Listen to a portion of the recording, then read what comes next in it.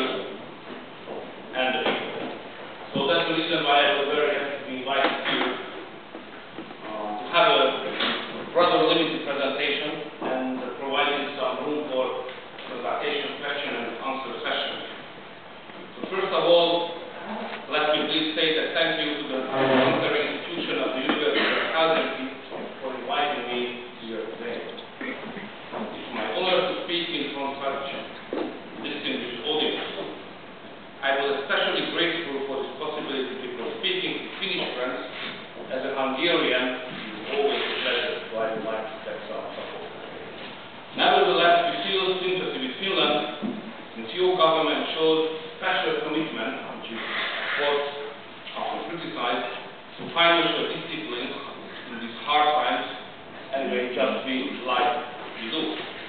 This is also proved by the fact that both of our countries finished among the best ones in Europe regarding budget deficit. It's a great competition always in Europe in 2012, exactly at the same level of 1.9%. So since I do not want to take advantage of your patience, I would like to leave enough time for consultation with you. I will summarize my observations concerning the major challenges Europe is currently facing in 6 stages. This is number 1. I would like to share a couple of figures with you. They are going to shock you. The total state debt of EU member states has reached the amount of 11 trillion euros. Just to be very clear, it is 11,000 billion euros. The yearly debt service of the 27 countries amounts to 2 trillion euros. The EU 17 generates a debt of 1.2 billion euros every day. 1.2 billion euros new debt every day. This means that we produce 400 billion euros of new debt each year. 400 billion euros of new debt each year. And if this was not enough, while European Union produced approximately 20% of the world's GDP, we spend 50% of the world's total welfare spending. This list of figures clearly shows that this European financial structure is proved to be unsustainable. And if you add to this that we are suffering of demographic challenges, according to which our continent does not seem to be able to maintain itself even biologically, you can easily admit that we are facing really hard times. This is number 2. Despite significant efforts, we as European leaders have not been able to change the structure during the last 5 years. The main reason of this is that political leaders should take a huge risk to fulfill the renewal of these deeply embedded post-war structures, which would lead easily to social instability. We have to acknowledge, even if it is difficult, at least in the case of Hungary, that the concept of the welfare state is over.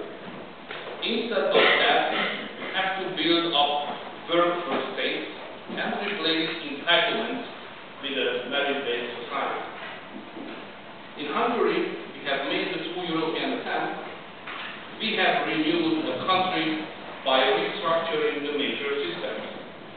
We deleted the former tax system, which has penalized work and was too complicated to be competitive. Our new tax system is a flat tax system, which honors those who want to work more or to employ more people. We have introduced a 16% tax rate on income and a 10% rate for companies. We have introduced Europe's probably most flexible labor code. We have restructured the higher education system, the vocational system, in order to meet the demands of the businesses. We have been constantly fighting bureaucracies and changed the total social system, which does not keep away one from work anymore. During this attempt, which is anyway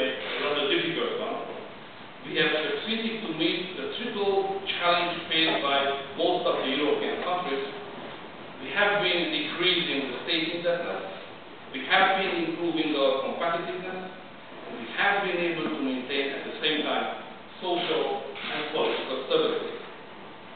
My third thesis is about institutional leadership versus personal leadership. As you know well, the European Union is a complicated system based on institutions. That is why the relation between institutional leadership and personal leadership is a crucial question in Europe. These two types of leadership should be in a balanced situation. If things are going well, especially in the business and economy, it is appropriate to have the focus on institutional leadership. But in case of crisis we live in now, we need strong personal leadership. Institutions by themselves are not enough to help us out of the crisis. Governance growth by the